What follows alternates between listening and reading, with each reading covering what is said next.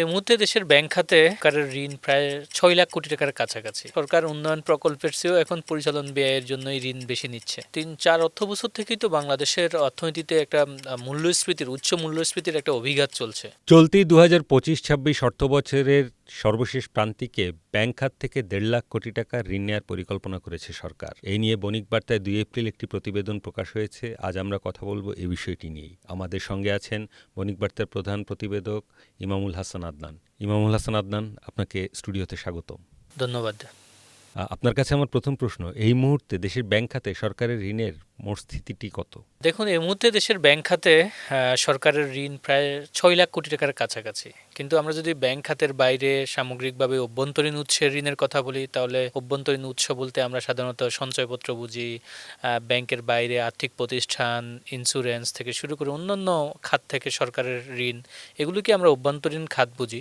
Bank সহ total অভ্যন্তরীণ খাত থেকে সরকারের ঋণ প্রায় ১০ লাখ কোটি টাকার ১০.৫ লাখ কোটি টাকার কাছাকাছি। আর সব মিলিয়ে যদি সরকারের ঋণের কথা বলি, দেশি উৎস এবং বিদেশি উৎস সব মিলিয়ে প্রায় ২৪ লাখ কোটি টাকা। সরকার যে ব্যাংক খাত থেকে বিপুল পরিমাণ ঋণ নিচ্ছে, তা দেশের ট্রেজারি বিল ও বন্ডের বাজারে কেমন প্রভাব ফেলছে? দেখুন, ঋণ তো সরকার তার ব্যয় নির্বাহের জন্যই নিচ্ছে। সরকারের ব্যয় বলতে সাধারণত পরিচালন ব্যয় এবং ডেভেলপমেন্ট কস্টকে আমরা বুঝি। কিন্তু দুর্ভাগ্যজনক বিষয় হচ্ছে যে আসলে সরকার উন্নয়ন প্রকল্পের চেয়েও এখন পরিচালন ব্যয়ের জন্যই ঋণ বেশি নিচ্ছে। আমরা যদি দেখি যে সরকার তো সাধারণত ব্যাংক খাত থেকে ট্রেজারি বিল এবং বন্ডের মাধ্যমে নেয়। আপনি যেমনটা বলছিলেন যে আজকে আমাদের যে নিউজের শিরোনাম সেখানেই আছে যে সরকার আগামী ৩ মাসে, তথা এই যে এপ্রিল শুরু হলো, এপ্রিল, মে এবং জুন, এই ৩ মাস অর্থ বছরের শেষ প্রান্তিক, এই প্রান্তিকে ব্যাংক খাত থেকেই শুধু ১.৫ লাখ কোটি টাকা ঋণ নেওয়ার জন্য ট্রেজারি বিল বন্ডের অকশনের বা নিলামের ক্যালেন্ডার ঘোষণা করছে। আমরা সেই ভিত্তিতে আসলে রিপোর্টটা লিখেছি। এবং ট্রেজারি বিল বন্ডের মাধ্যমে ঋণ যখন সরকার ব্যাংক খাত থেকে নেয়, তখন স্বাভাবিকভাবেই তো দেশের ব্যাংকগুলো প্রাইভেট সেক্টরকে আর ঋণ দিতে উদ্বুদ্ধ হয় না, সরকারকেই ঋণ দিতে বেশি আগ্রহী থাকে। কারণ দিন শেষে আসলে প্রাইভেট সেক্টর তো খেলাফি হয়, ব্যবসায়ীরা খেলাফি হয়, কিন্তু সরকার তো খেলাফি হয় না। তো সেই জন্য সরকারকে ঋণ দিয়ে নিরাপদ বিনিয়োগে ঝুঁকছে ব্যাংকগুলো এবং সেখান থেকে মুনাফাও বেশি হচ্ছে। সরকারের যে এখন যে ট্রেজারি বিল আছে, সেই বিলের তো মেয়াদ, এটা স্বল্প মেয়াদি ঋণই হয় এবং ৯১ দিন মেয়াদি বিল আছে, ১৮২ দিন মেয়াদি বিল আছে এবং ৩৬৪ দিন মেয়াদি বিল আছে। তো এই বিলের মাধ্যমেই সরকার ব্যাংক খাত থেকে আগামী ৩ মাসে ঋণ নিতে চায় হচ্ছে ১,১০,০০০ কোটি টাকা। আর পরবর্তী এই ৩ মাসে ট্রেজারি বন্ডের মাধ্যমে, সাধারণত বন্ডকে দীর্ঘমেয়াদী ঋণ বলা হয় এবং ২ বছর থেকে ২০ বছর মেয়াদি পর্যন্ত বন্ড হয়। এই বন্ডের মাধ্যমে আপনার ৩৯,০০০ কোটি টাকা ঋণ নিতে চায়। তো স্বাভাবিকভাবেই সরকার যখন এত পরিমাণ ঋণ নেয়, স্বাভাবিকভাবেই বেসরকারি খাত ঋণ বঞ্চিত হবে, এটাই স্বাভাবিক। এই যে ট্রেজারি বিল ও বন্ডের মাধ্যমে বিপুল পরিমাণ ঋণ নেওয়া হচ্ছে, এর ফলে ট্রেজারি বিল ও বন্ডের সুদহারে কেমন প্রভাব পড়ছে? দেখুন, গত ৩-৪ অর্থবছর থেকেই তো বাংলাদেশের অর্থনীতিতে একটা উচ্চ মূল্যস্ফীতির একটা অভিঘাত চলছে এবং সাধারণ মানুষের জীবনযাত্রার ব্যয় অস্বাভাবিক বেশি। ডাবল ডিজিটের মূল্যস্ফীতি দেখেছি আমরা গত ৩ বছর প্রায় চলছে এবং এই মুহূর্তে মূল্যস্ফীতির হার ডাবল ডিজিট না হলেও অলমোস্ট কাছাকাছি ৯% বেশি। তো মূল্যস্ফীতি নিয়ন্ত্রণের কথা বলে কিন্তু সরকারের পক্ষে বাংলাদেশ ব্যাংক সংকোচনমুখী মুদ্রানীতি প্রণয়ন করে আসছে। সংকোচনমুখী মুদ্রানীতির মাধ্যমে মূলত ডিমান্ডটাকে নিয়ন্ত্রণ করা হয়, অর্থের সংকোচন, বাজারে অর্থের প্রবাহ টেনে ধরা হয়। এবং আপনি জানেন যে এই মুহূর্তে বাংলাদেশ ব্যাংকের পক্ষ থেকে যে নীতি সুধার আছে সেটা ১০%। তো স্বাভাবিকভাবেই ব্যাংক ১০% নীতি সুধার থাকলে বিল বন্ডের সুধারও এর আশপাশেই থাকবে। এবং আমরা দেখছি যে গত ২-৩ বছর ধরে বাংলাদেশ সরকার যে ঋণ নিয়েছে, সেখানে বিল বন্ডের সুধার কিন্তু অন্তত প্রায় ১১-১২% পর্যন্ত চলে গিয়েছিল এবং দীর্ঘমেয়াদী যে বন্ডের সুধার, সেটা ১২%-এরও বেশি ছিল। তবে এই মুহূর্তে কিছুটা কম, সেটা তারপরও স্বল্পমেয়াদী যে সর্বশেষ যে নিলাম হয়েছে, সেখানে আমরা দেখেছি যে ৯১ দিন মেয়াদি ট্রেজারি বিলের সুদহার ৯.৫% এবং তার চেয়ে মেয়াদ বেশি হলে সেটা ১০%-এর কাছাকাছি নিলাম অনুষ্ঠিত হয়েছে। তো স্বাভাবিকভাবেই যদি সরকার আগামী ৩ মাসে ১.৫ লাখ কোটি টাকা ঋণ নিতে যায় এবং সেটি এই সুদহার আমি যেটা দেখছি যে বাজারে যে তারল্যের পরিস্থিতি, তাতে আরও বাড়বে। ব্যাংক খাত থেকে ঋণের বড় প্রবাহ সরকারি খাতে চলে যাওয়ায় সামষ্টিক অর্থনীতিতে এর প্রভাব কেমন পড়ছে? দেখুন, ব্যাংক তো আসলে সরকারকেই কেবল ঋণ দেওয়ার জন্য জন্ম নেয় নাই। ব্যাংকের উৎপত্তির মূল এআই হচ্ছে যে সরকার সে দেশের অর্থনীতিতে মোটা দাগে সামষ্টিক অর্থনীতিতে বড় ধরনের ভূমিকা রাখবে, আর বাংলাদেশের সামষ্টিক অর্থনীতি পুরোপুরি বেসরকারি খাত নির্ভর অনেকটাই। এবং বেসরকারি খাতের যদি প্রাণবন্ত না হয়, বেসরকারি খাত যদি সম্প্রসারণ না হয়, বেসরকারি খাত বলতে আমরা যে শিল্প উদ্যোগকে বুঝি, আমরা ব্যবসা বাণিজ্যকে বুঝি, আমাদের বিভিন্ন ইন্ডাস্ট্রিয়াল খাত আছে সেগুলোকে বুঝি, সেবা খাতকে বুঝি। কিন্তু আমরা দেখছি যে গত 3 বছর ধরেই বলা যায় যে আমাদের বেসরকারি খাত খুবই চাপের মধ্যে আছে। এবং এই মুহূর্তে আপনি জানেন যে বেসরকারি খাতে ঋণ প্রবৃদ্ধি মাত্র 6%, যেখানে সরকারের ঋণ প্রবৃদ্ধি হচ্ছে যে আপনার 30%-এর কাছাকাছি। তো তার মানে হচ্ছে যে সরকার বেসরকারি খাত যে ঋণ পাচ্ছে তার তুলনায় অন্তত 5 গুণ বেশি ঋণ সরকার নিচ্ছে ব্যাংক খাত থেকে। তো ব্যাংক খাত থেকে যখন সরকার ঋণ বেশি নেয়, সরকারের ঋণ তো আসলে উৎপাদনশীল খাতে ব্যয় হয় না। উৎপাদনশীল খাতের সরকার ঋণ নিয়ে কি করছে, যে সরকার তার কর্মকর্তা কর্মচারীদের বেতন দিচ্ছে, তার দৈনন্দিন যে ব্যয় সে ব্যয় নির্বাহ করছে, এবং কিছু কিছু ক্ষেত্রে উন্নয়নমূলক কর্মকাণ্ডের ব্যয় করতেছে। তো সেই উন্নয়নমূলক কর্মকাণ্ডে ব্যয়ের ক্ষেত্রেও কিন্তু সেটা হয়তো দীর্ঘমেয়াদে উৎপাদনশীলতা তৈরি হতে পারে যদি উৎপাদনমুখী যদি কোনো প্রজেক্টে বিনিয়োগ হয়। কিন্তু আপনি যদি বেসরকারি খাত ঋণ পায়, তাহলে বেসরকারি খাত কী করে? যদি হয়তো ছোট একটা উদ্যোক্তা যদি 10 জন নিয়ে একজন একটা ছোট উদ্যোগ শুরু করে, এবং সেখানে যদি 50 লাখ টাকা ঋণও পায় একজন উদ্যোক্তা, সেখানে যদি 10 জন কর্মীর কর্মসংস্থান তৈরি হয় এবং সেখানে একটা পণ্য উৎপাদন হয়, সেই উৎপাদন যদি বিদেশে রপ্তানি হয়, তাহলে স্বাভাবিকভাবেই তো বাংলাদেশের অর্থনীতির একটা সামষ্টিক অর্থনীতিতে একটা বড় ধরনের কন্ট্রিবিউশন তৈরি হয় এবং কর্মসংস্থান তৈরি হয়, রপ্তানি আয় যোগ হওয়ার সুযোগ তৈরি হয়। সব মিলিয়ে অর্থনীতির যে সাইকেল, সে সাইকেলের মধ্যে এটা একটা বড় কন্ট্রিবিউশন আছে। ঋণ প্রবাহ কমে যাওয়ায় দেশের বেসরকারি খাত যে চাপে রয়েছে, সেখান থেকে উত্তরণের উপায় কি?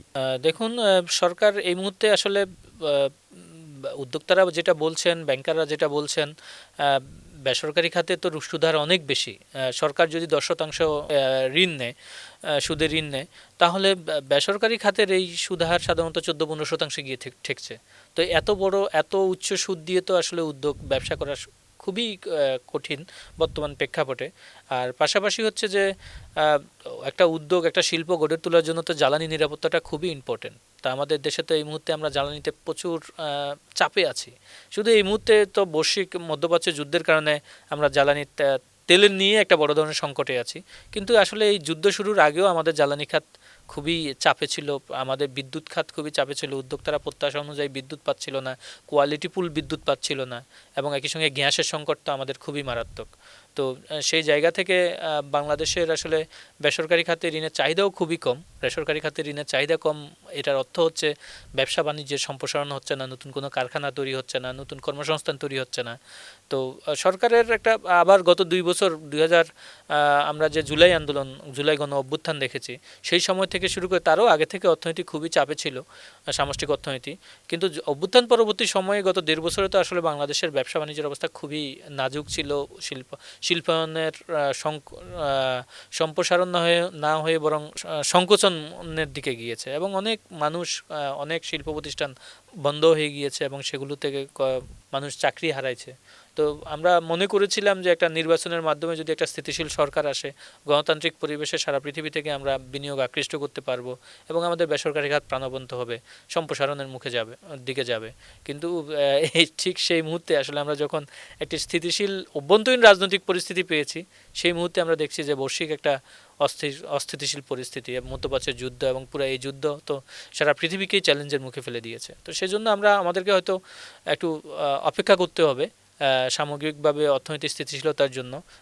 এই যুদ্ধ কবে বন্ধ হয় সেই দিকে তাকিয়ে থাকতে হবে। তবে আমাদের প্রিপারেশন তো অবশ্যই নেওয়া উচিত, যে যুদ্ধ থামার পাশাপাশি আমাদের অর্থনীতিকে তো চাঙ্গা রাখতে হবে। আর সরকারের একটা বড় প্রতিশ্রুতি আছে যে 18 মাসে 1 কোটি মানুষের কর্মসংস্থান সৃষ্টি করবে।